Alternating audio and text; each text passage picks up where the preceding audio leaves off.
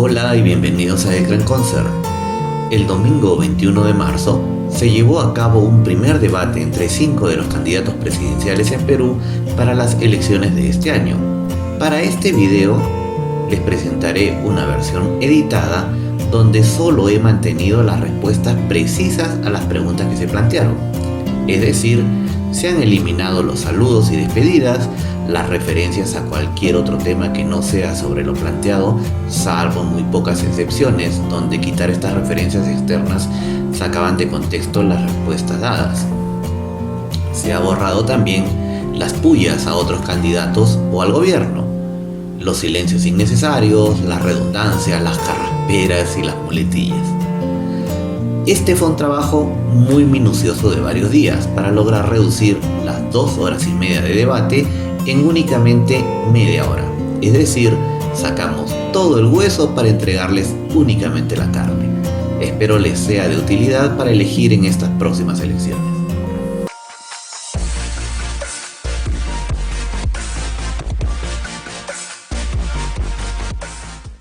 Los candidatos responderán todos la misma pregunta y contarán con 1 minuto y medio para su respuesta. El primer tema es la pandemia. Entre julio y diciembre, ¿qué hará de distinto a lo que se ha hecho ya hasta ahora para luchar contra el coronavirus? Nuestra propuesta tiene 4 pilares fundamentales: pruebas moleculares, plantas de oxígenos, vacunas y ampliación de la atención primaria. Vamos a implementar y aplicar 70.000 pruebas moleculares por día. En segundo lugar, vamos a construir 100 plantas de oxígeno a nivel nacional, donde distribuiremos el oxígeno de manera gratuita a través de las Fuerzas Armadas. En tercer lugar, ampliaremos los centros de salud y en cuarto lugar, aquí haremos un programa de suma de vacunas, donde convocaremos a todos los sectores que quieran ayudar al Estado para aplicar las vacunas de manera gratuita. El Estado, por supuesto, se encargará de la primera línea y la población vulnerable, pero un gobierno de fuerza popular, este año todos los peruanos serán vacunados. Usted también se ha referido a una economía mucho más abierta en la lucha contra la pandemia. Chile tiene el récord de vacunas y de pruebas y sin embargo ha tenido que apelar también al confinamiento. ¿Cómo lo llevaría a cabo usted permitiendo que la economía se abra paulatinamente al mismo tiempo? Y aquí el problema no es la actividad económica, el problema es la aglomeración. Por eso lo que nosotros planteamos es abrir y ya no cerrar. Pero para poder hacer esto, pues tomaremos las medidas necesarias para poder ampliar los horarios y evitar las aglomeraciones, utilizar esos espacios abiertos que impidan que el virus siga avanzando. Y nosotros proponemos 3 cosas puntuales para poder combatir la pandemia. La primera, vamos a realizar la movilización logística más grande, más eficiente y más completa en la historia del Perú para poder traer las vacunas, almacenarlas, distribuirlas y colocarlas a todos los peruanos hasta el mes de diciembre. Para esto usaremos todos los organismos que tiene el Estado, más el apoyo de la Iglesia Católica, las iglesias evangélicas y la empresa privada que tiene estas plataformas y que está dispuesta a ayudar. Segundo, para que ninguna pandemia nos vuelva a ganar desprevenidos, el Ministerio de la Salud se convertirá en el Ministerio de Prevención de la Salud, con lo último en tecnología de punta, para que puedan realizar telemedicina. Y por último, vamos a terminar los 14 hospitales que están en este momento paralizados. Pero, candidato, eso dependería de conseguir las vacunas. ¿Ustedes han hecho algún tipo de contacto, acercamiento con laboratorios o con intermediarios que nos permitan pensar que en un gobierno suyo se podrían hacer los contratos que hasta ahora no se han hecho para conseguir esas vacunas? Fíjese usted, nosotros tenemos en nuestro equipo un subequipo que está siguiendo diariamente lo que pasa con las vacunas y tenemos la certeza de que este gobierno, la línea base que nos dejará en julio es ya los contratos realizados y esperamos que también pagados a los diferentes gobiernos con los que está tratando. El problema va a ser el transporte, el almacenamiento, la distribución a nivel nacional para que llegue hasta el último rincón y colocarlos. Eso es justamente lo que va a ser nuestra tarea, y la empresa privada va a colaborar con nosotros. Y las iglesias católicas, evangélicas y todos nuestros sectores de gobierno van a participar en la vacunación. Nosotros hemos cursado una carta al presidente Sagasti para que pueda utilizar las normas de la Organización Mundial de Comercio y solicitar a los países donde se producen las vacunas, especialmente a los laboratorios, que declaren la moratoria de algunos derechos de la propiedad intelectual. ¿Esto qué quiere decir? Que los laboratorios pongan sus fórmulas de las vacunas a disposición de los países para que los mismos países puedan fabricar las vacunas. Eso le pedimos al gobierno, que pida que la Organización Mundial del Comercio apoye y la Organización Mundial de la Salud gestione acuerdos con los laboratorios y aquí en el Perú se puedan hacer las vacunas lo más antes posible. Pero esa es una declaración que usted pide que se produzca en este momento. La pregunta es, ¿qué haría usted de llegar al poder entre julio y diciembre? Bueno, si el presidente Sagasti no lo hace, lo tengo que hacer yo cuando llegue al gobierno. Gestionar ante los laboratorios de todo el mundo que están produciendo en estos momentos las vacunas, que puedan traer su tecnología. Dicen algunos. Primero, nosotros vamos a vacunar al 100% de los peruanos antes de fin de año. Vamos a activar el Centro de Operación de Emergencia Nacional para que la empresa privada, la iglesia, todos empujen el carro hacia adelante y podemos vacunar. La empresa privada también debe salir a comprar las vacunas y mostrar que es más eficiente. Y si las traen, el Estado se las debe comprar. Y de esa manera siempre vamos a garantizar que las vacunas sean gratuitas. ¿Usted puede precisar cómo se podría subsanar todos estos problemas del sistema de salud en nuestro país en 6 meses? Lo importante en estos 6 meses es la vacunación. Hay países hermanos donde les han sobrado vacunas. Lo que tenemos que hacer es, firmar los convenios con países como Chile, donde les sobran vacunas, firmar con Israel, traer los médicos, que ellos están en capacidades. Hoy vamos a impulsar las postas tecnológicas con la telemedicina. Para resistir y superar la pandemia necesitamos cosas muy concretas: oxígeno, más postas y centros de salud y vacunación. Lo que vamos a hacer de diferente es que no vamos a dejar morir a la gente por falta de oxígeno. Por eso reafirmo aquí que vamos a aplicar la Ley General de Salud para tomar el control de la producción y distribución de oxígeno medicinal.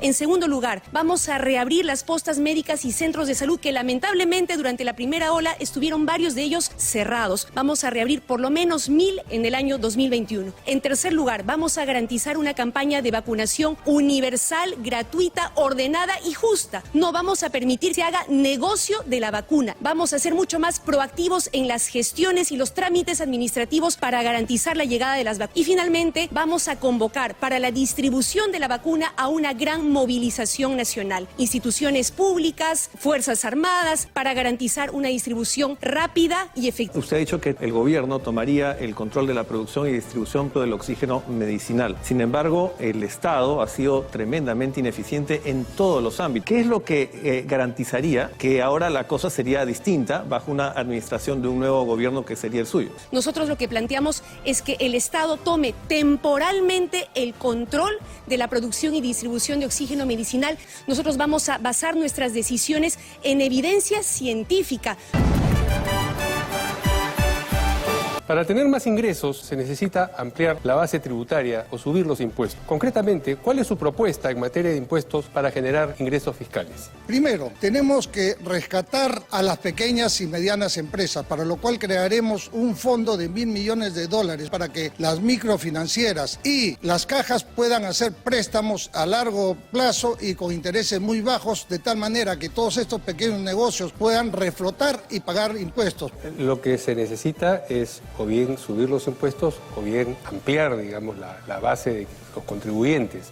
La pregunta era, ¿por cuál de esos dos caminos piensa ir usted, si por alguno de ellos? No vamos a ir por la subida de impuestos, vamos por la formalización y justamente logrando que todos, sin excepción, pidan factura. Se va a lograr en una recolección real de la tributación. Y esto va a ser totalmente útil y va a ampliar la base tributaria.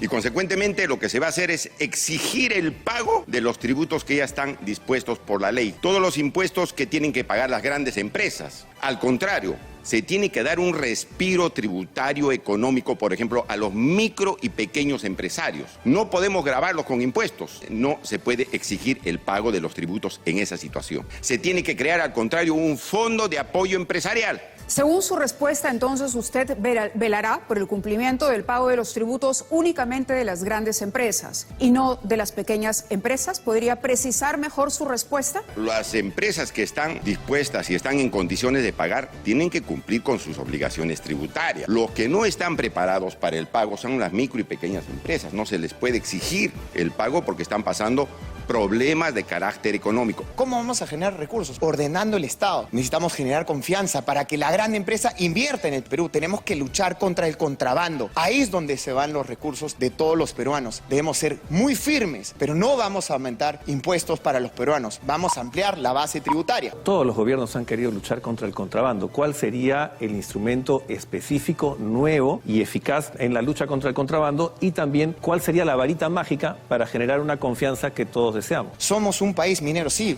pero la población no tiene confianza. Entonces nosotros vamos a crear un fideicomiso para que los proyectos mineros sí salgan adelante. Pero en ese fideicomiso va a estar las comunidades, el Estado y la empresa privada. La prioridad entonces es resucitar la economía y para eso vamos a implementar en los primeros meses de nuestro futuro gobierno el Plan Chamba, que incluye la entrega de 2 bonos universales nacionales en agosto y en septiembre para que las familias puedan subsistir. Vamos a dar un programa de crédito barato con una garantía de 30.000 millones de soles priorizando a las MIPES y a los agricultores. Vamos a implementar un plan de empleo masivo temporal, 2.000 millones de soles para poder generar inmediatamente 200.000 empleos en pequeñas obras de ejecución rápida. Y finalmente vamos a incrementar desde el primer año la inversión pública en 15.000 millones de soles anuales adicionales. Bien, pero para dar bonos, créditos baratos y aumentar la inversión pública, lo que se necesita precisamente son recursos y esos recursos se obtienen a través de los ingresos fiscales. Insistimos con la pregunta, ¿qué haría usted para obtener esos ingresos fiscales? ¿Aumentaría los impuestos actualmente existentes o incrementaría la base tributaria, ampliaría la base tributaria? Para el Plan Chamba, para el plan de emergencia, vamos a usar responsablemente los ahorros fiscales que aún tenemos y la reforma tributaria que vamos a impulsar incluye, en primer lugar, revisar las millonarias exoneraciones tributarias que hoy se da a grandes bancos, mineras, casinos, universidades privadas con fines de lucro. Hay que revisar esas exoneraciones y ver con cuáles nos quedamos que realmente valgan la pena. Vamos a combatir la evasión y la elusión tributaria. Vamos a cobrar lo que muchas grandes empresas no quieren pagar. Y finalmente nosotros sí vamos a impulsar un impuesto a los multimillonarios del país. ¿Cómo vamos a reactivar la economía y cómo vamos a recaudar más impuestos? Pues ampliando la base. Apoyaremos directamente a los pequeños emprendedores, creando la CONAFOR, Comisión Nacional para la Formalización, en la que por 2 años no se cobrará los impuestos. A partir del segundo año se hará de manera escalonada, acompañándolo en su proceso de formalización. Usted ha optado entonces por la ampliación de la base tributaria, pero ¿cómo hará para convencer a ese más de 80% de pequeños empresarios que tienen entre 1 y 10 trabajadores que forman parte hoy del sector informal? Desde el Estado haremos las obras, generaremos la confianza. ¿Y cómo lo haremos? Con reglas claras, diciendo las cosas como son. Nosotros planteamos defender la Constitución y el capítulo económico. De esta manera lograremos la confianza, no solamente de los pequeños, de los medianos, sino también de los grandes inversionistas.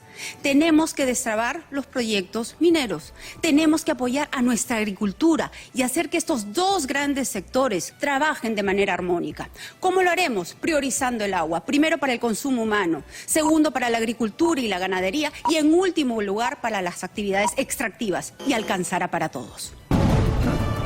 ¿Cuál sería su estrategia para luchar contra la delincuencia común y devolver la seguridad a las calles? Lo primero que se tiene que hacer es fortalecer y equipar a la Policía Nacional. Hay que invertir en hacer una institución que esté acorde con las necesidades del Perú. En segundo lugar, tenemos que articular a la Policía Nacional con instituciones que tienen que ver también con la seguridad ciudadana, las rondas campesinas, las juntas vecinales. Y hemos dicho ya, vamos a hablar con las Fuerzas Armadas para que puedan ayudarnos a poner orden también en las calles. Candidato Lescano, no veo en su esquema ninguna atención a la investigación criminal Bueno, cuando digo fortalecer a la Policía Nacional, que estamos hablando, haya un departamento de investigación para que pueda luchar contra el crimen. Vamos a fortalecer a la Policía Nacional. Le vamos a dar capacitación y logística. Vamos a darle, cada vez que metan presos a los delincuentes, le vamos a dar bonos. Vamos a expulsar a todos los malos extranjeros. Y si vuelven a ingresar al Perú, van a ir a la cárcel directamente. Vamos a trabajar con tecnología. Vamos a instalar cámaras de reconocimiento facial en todos los supermercados, en los puertos, terminales terrestres, centro de servicio. La victoria no es el país. Los retos que supone un gobierno nacional son un poco mayores. Y yo no me imagino que ningún candidato a la presidencia de la República haya dejado de ofrecer capacitación y fortalecimiento de la policía, por ejemplo, durante sus campañas. La pregunta es, ¿por qué habría de ser esto distinto en el caso suyo? Cuando iniciamos la victoria, éramos el segundo distrito más complicado y peligroso del Perú, solo ganado por la región del Callao. Después, en el año 2019, 2020, ya ni siquiera estamos entre los 10 primeros, pero eso no basta. Vamos a castigar a los malos jueces, porque los procesos tienen que ser rápidos. Los presos se tenían que ir en procesos express de menos de 3 semanas. Se necesita ahora firmeza y actitud de urgencia para resolver los 3 principales problemas que tienen que ver con la inseguridad ciudadana. Combatir el delito común, el crimen organizado y también la violencia hacia las mujeres y hacia los niños. Por eso nosotros impulsaremos con firmeza y decisión una reforma policial que empieza por darle la mejor formación posible a nuestra Policía Nacional, una formación en ética y en integridad, una formación con las mejores y más modernas técnicas de investigación, de persecución del delito. Asimismo, fortalecer toda la policía de investigación criminal con la tecnología que corresponda, con la mejor logística posible para que puedan combatir con firmeza el tráfico de drogas, el tráfico de terrenos, el crimen organizado, la tala y la minería ilegal.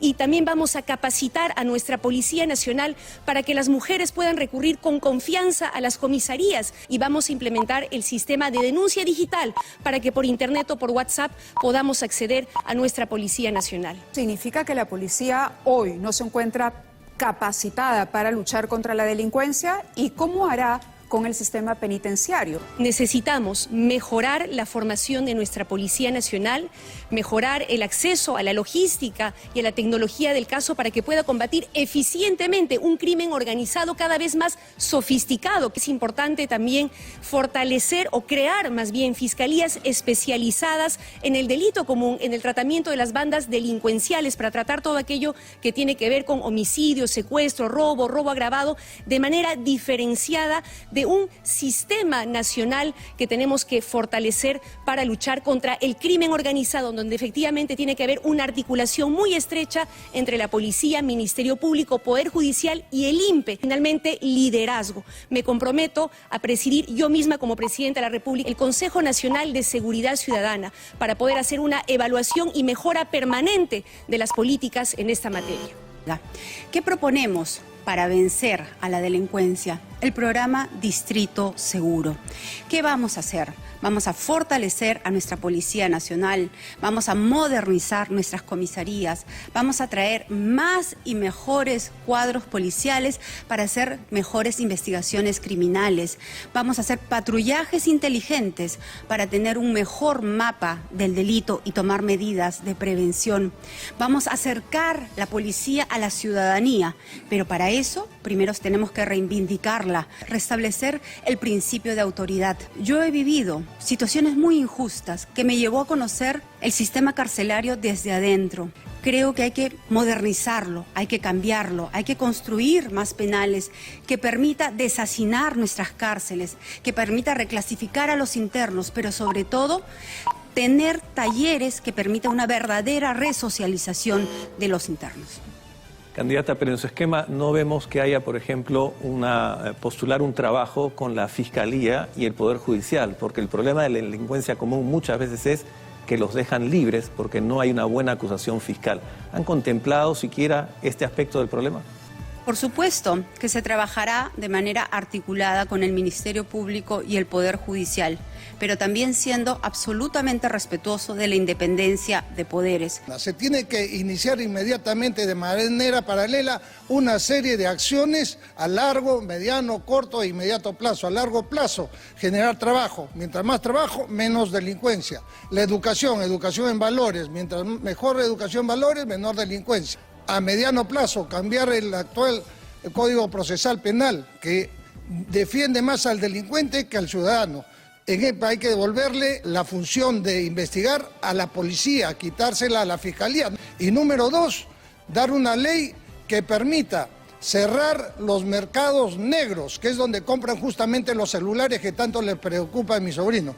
Tercero, tenemos que trabajar con lo que tenemos, es decir, a partir del 29 de julio, operativos mañana, tarde y noche, con la policía, con los elementos que tenemos. Habla usted del largo plazo y del mediano plazo, no del corto plazo, y para devolverle la seguridad a las calles inmediatamente lo que haría falta son medidas precisamente en el corto plazo.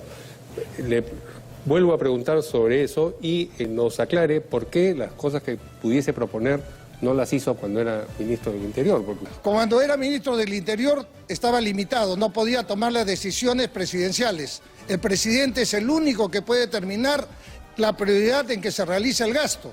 Y al corto plazo nosotros tenemos que darle toda la logística y la especialidad que necesita la policía. Para completar el personal vamos a dar un bono de 1.200 soles a los policías que cumplen 30 años para que no se vayan de baja. Igual que cuando fui ministro del Interior, desde el primer día, todos, hasta los más viejitos, a los operativos. ¿Qué cambios institucionales concretos impulsará o promoverá para luchar eficazmente contra la corrupción? Por eso es que nosotros queremos matar a la corrupción desde nuestra Constitución. Queremos una Constitución anticorrupción que declare de lesa humanidad, imprescriptible, el delito de corrupción. Queremos los jurados ciudadanos y no vamos a permitir que ningún juez corrupto deje ir a otro político corrupto. En cualquier caso, usted habla de luchar contra la corrupción cuando ya está consumada. ¿Cómo haría para prevenirla y evitar todos los desengaños que hemos vivido los peruanos en los últimos años? Ya tenemos preparada la Constitución anticorrupción, donde tenemos varios artículos importantes que necesita el Perú, como en todos los contratos ley, la cláusula anticorrupción con responsabilidad para que si se determina corrupción en las obras, se vayan presos de forma inmediata, se rompa el contrato y la obra continúe. Nuestra prioridad estará en la prevención de la corrupción, con planificación, transparencia y participación ciudadana. Planificación, para evitar las obras de infraestructura se definan con acuerdos bajo la mesa, sino se establezcan sobre la mesa de manera transparente, planificada y con criterios previamente establecidos. Transparencia total, para que en Internet los ciudadanos podamos encontrar los antecedentes de todos los funcionarios públicos, los procesos de licitación, contratación, la ejecución de los presupuestos, para que podamos vigilar permanentemente cómo se está gastando nuestra plata. Y en tercer lugar,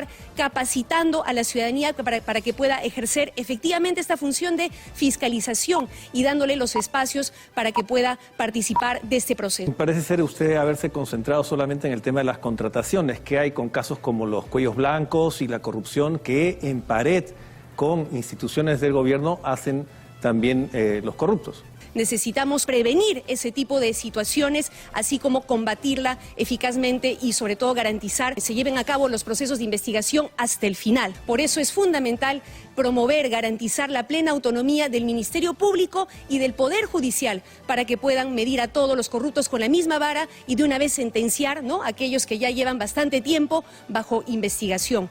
Pero también es fundamental revisar el sistema de contrataciones. Se ha permitido que en determinadas obras se den adendas infinitas con las cuales se multiplican los costos iniciales. A eso tenemos que ponerle un límite al número de adendas como límite al incremento de los costos iniciales de las obras que se ejecutan. Nosotros lo que planteamos es un shock anticorrupción. Vamos a fortalecer la Contraloría Nacional de la República dándole capacidad sancionadora.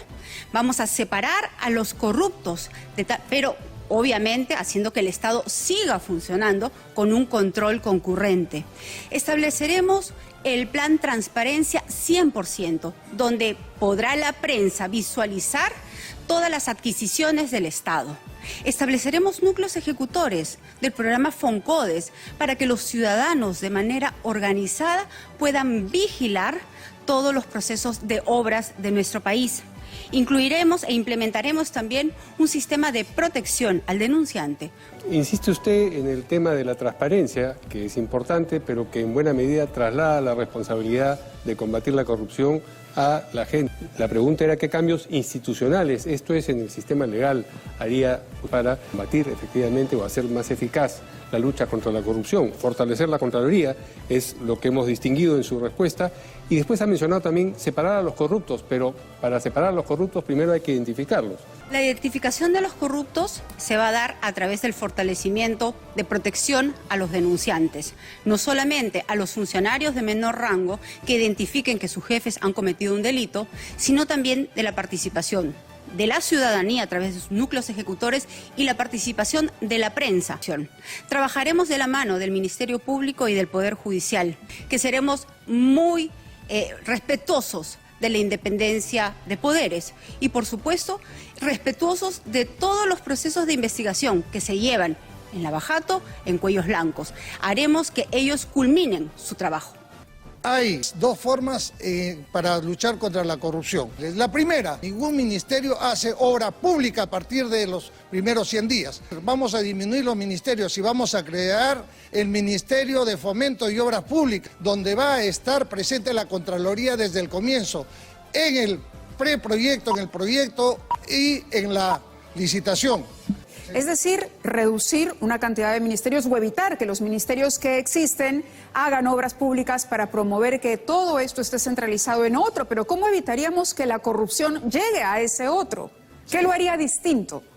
Evitaríamos cómo a la Contraloría General de la República la vamos a tener controlando concurrentemente desde el comienzo los anteproyectos, proyectos, licitaciones, etcétera. Entonces, de cada proyecto se le va a dar el dinero que le corresponde para que desde el comienzo pueda asegurarnos que el anteproyecto, el proyecto, el expediente técnico y la licitación se den en las mejores condiciones. Si cuesta 100 millones un proyecto, no debe costar un sol más. En mi gobierno no va a haber una sola adenda más. Y lo segundo que vamos a hacer es la ley del ciudadano ejemplar. Cualquier ciudadano podrá denunciar a cualquier tipo de corrupción y se le va a dar protección judicial y protección económica y civil, total en el anonimato.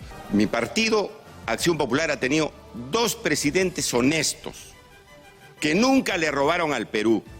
A ver, la pregunta se mantiene, porque no creo que usted la haya contestado. ¿Bastaría con un presidente que fuera una persona honesta para que el enorme aparato público y también privado del Perú deje de ser corrupto? Primer paso muy importante. Y nosotros vamos a implementar medidas para que el funcionario público que haya robado al país, sea cualquiera el delito, no vuelva más a la función pública. Y el que haya contratado con el Estado y le haya robado, aunque sea un sol, no vuelve más al Estado. Vamos ahora con las preguntas específicas que hemos propuesto para cada uno de los candidatos, planteadas por los periodistas de este panel. Usted ha planteado poner límites y frenos a los medios de comunicación que a su juicio desinformen y pongan en riesgo la salud y la vida. La ley de radio y televisión ya tiene definidos esos límites. ¿En qué otros límites está usted pensando? ¿Y quién definiría cuándo un medio desinforma y pone en riesgo la salud o la vida? En primer lugar, no es exacto que yo haya planteado límites a los medios de comunicación. Lo que sí podemos hacer es mejorar los mecanismos para que los ciudadanos, cuando se sientan agraviados o afectados por alguna mentira de algún medio de comunicación, puedan tener mejores canales para poder denunciarlo. El candidato que gane esta elección sin duda va a enfrentar o va a tener un Congreso fragmentado y hasta probablemente hostil. La pregunta es, ¿qué haría usted para sostener una gobernabilidad en la eventualidad de que ese Congreso tenga una actitud como la que tuvo su bancada en el 2016 frente al gobierno de Pedro Pablo Kuczynski? Por las encuestas avisoramos que el Congreso será fragmentado efectivamente. Y yo creo que aquí lo que tenemos que analizar son 2 temas fundamentales: la salud y la economía. Y sobre la base de eso ver los planes de gobierno y los proyectos adelante. ¿Y por qué es que no ha implementado todos estos cambios que ustedes justamente han conversado hoy? Usted me va a contestar que eso se tiene que hacer desde el Ejecutivo, ¿no? Desde la presidencia, pero todos sus candidatos hoy al Congreso dicen que lo van a hacer desde el Congreso. Yo creo que aquí lo importante es buscar estos consensos. Candidato, usted desde el Congreso ha liderado una campaña contra las AFP a las que ha llegado a tildar de malditas. Pues bien, en un eventual gobierno suyo, ¿cómo se materializaría esa maldición? ¿Qué les espera a las AFP de llegar usted al poder? Efectivamente, nosotros pensamos abrir el abanico de posibilidades para que todos los aportantes puedan cambiar, pero no solamente de AFP, sino que vengan otras empresas como bancos, como financieras, que también manejan los sistemas previsionales a competir aquí en el Perú. En el primer día de mi gobierno, las AFP ya saben, las AFP, aquellos que no están ya aportando pueden sacar hasta el 100% voluntariamente. Pero me preocupa que usted esté planteando la devolución total de los aportes de la AFP y de la ONP. Pregunto entonces, ¿de qué van a vivir las personas a las que usted plantea esta propuesta en su vejez? Y si solamente está planteando un sistema privado y no un sistema público de pensiones que pueda asegurar una pensión digna, mínima para todos los ciudadanos. Para nosotros es claro que las AFP tienen que tener competencia y lo que vamos a traerles es competencia. La ONP no es capaz, por eso es que hay personas que han aportado 3, 10, 15 años y les vamos a devolver su dinero. No le vamos a quitar el dinero a los que ya se fueron para devolverlo, sino vamos a reconocer la deuda interna y les vamos a devolver lo que ustedes aportaron. Usted ha planteado que habrá nuevas reglas de juego para la minería. ¿Qué propone en concreto con respecto a la propiedad de los recursos mineros? En materia de mineras, nosotros pensamos que se tiene que establecer determinadas pausas para que el Estado siga en propiedad de los recursos naturales. ¿Qué favor le hizo usted al asesino Abimael Guzmán, que en su libro Puño y Letra le agradece por sus buenos oficios? Le hemos contado al Perú entero por los canales de televisión. Yo fui presidente del grupo de trabajo de visita a los penales. Candidato, usted ha estado hablando hoy día y varias veces también con respecto al término que usted usa, la mismocracia, o sea, más de lo mismo para referirse a la política tradicional. Sin embargo, usted renunció a su gestión en la Municipalidad de La Victoria antes de cumplir siquiera la mitad del mandato. Eso es lo mismo que han hecho otros políticos tradicionales como César Acuña, César Villanueva, Yehude Simón, Luis Castañeda Locio. Entonces, ¿qué nos aseguraría que usted no va a caer justamente en esta mismocracia en caso de llegar al gobierno? Me fui de La Victoria porque yo tuve un compromiso con La Victoria de cambiar toda La Victoria y la hemos cambiado. Como hemos demostrado, los indicadores de delincuencia, cómo hemos mejorado, le ganamos a las mafias. Formalizamos a los peruanos, no solamente escribimos de formalización, formalizamos más de 20. No me explico de qué mismocracia habla cuando está llevando, por ejemplo, al señor Techito, ¿no? Que ha sido 3 veces ministro de Toledo, 2 veces ministro, ha estado con PPK, ha estado, es decir... Para cambiar el Perú tenemos que tener a un nuevo liderazgo, tener jóvenes, pero tener peruanos que realmente quieran sacar el Perú adelante. Pero por supuesto tenemos que contar con gente de experiencia, gente que ha hecho las cosas bien. En noviembre pasado, efectivos de la Policía de Lima fueron responsables por graves hechos de brutalidad policial contra manifestantes en su gran mayoría pacíficos. ¿Qué medidas concretas tomaría para reformar la policía, especialmente su sistema de control interno, que es altamente deficiente? Con el propósito de proteger a la población, proteger el orden público, pero igualmente respetar los derechos humanos.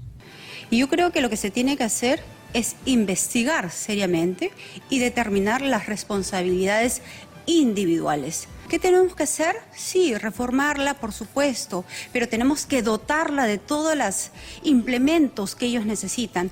Tienen que sentir un verdadero respaldo de parte del Poder Ejecutivo. Lo que tenemos que hacer entonces, al modernizarla, es buscar invertir mucho más, pero también tenemos que hacer algunas correcciones que lamentablemente ha hecho este gobierno. Al separar, por ejemplo, de manera irregular e inconstitucional a 18 generales. Esto tiene que ser corregido. ¿Qué medidas tomará en los primeros 100 días de gobierno para responder al incremento de la pobreza y del hambre en nuestro país.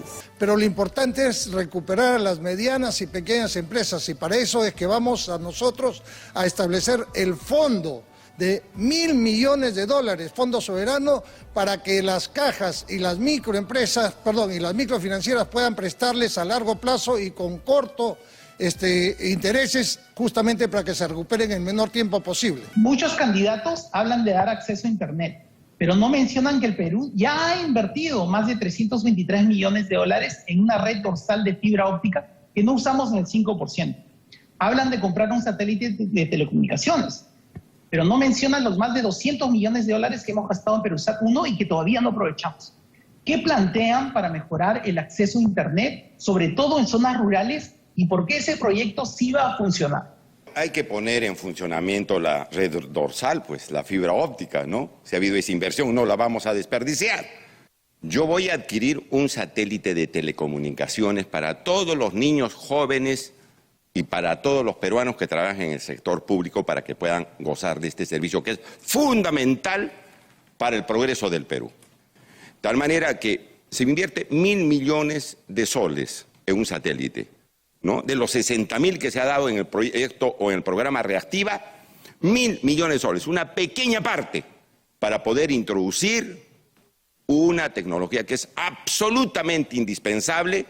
El número de personas adecuadamente empleadas ha caído en más de 1 millón solo en Lima desde el año pasado. Para reactivar el empleo, algunos candidatos promueven más contratación en el sector público, pero esto no es sostenible. Otros promueven más trabajo en las MIPES, a pesar de que la productividad de estas es apenas una fracción de la de las empresas más grandes. La pregunta es, ¿cómo reactivar empleo formal, no tanto en el sector público o en las MIPES, sino en las empresas pequeñas, medianas o grandes que ya tienen alta productividad y mejores salarios? Nosotros vamos a sacar el verdadero Reactiva y realmente de esa forma impulsarlos y que generen puestos y entren en la formalidad. Pero lo más importante también es generar estabilidad para que vengan las grandes inversiones, y esas inversiones van a traer puestos de trabajo. Aparte, vamos a generar 850.000 puestos de trabajo de forma temporal en las zonas urbanas y rurales. Una de las herramientas más importantes que tenemos los científicos para tomar decisiones y controlar el COVID-19 son los datos epidemiológicos. Estos datos nos permiten saber cómo suben y bajan los contagios y nos informan al momento de decidir qué medidas tomar. Mi pregunta es, ¿cómo piensa su eventual gobierno fortalecer la vigilancia epidemiológica de COVID-19 en el Perú?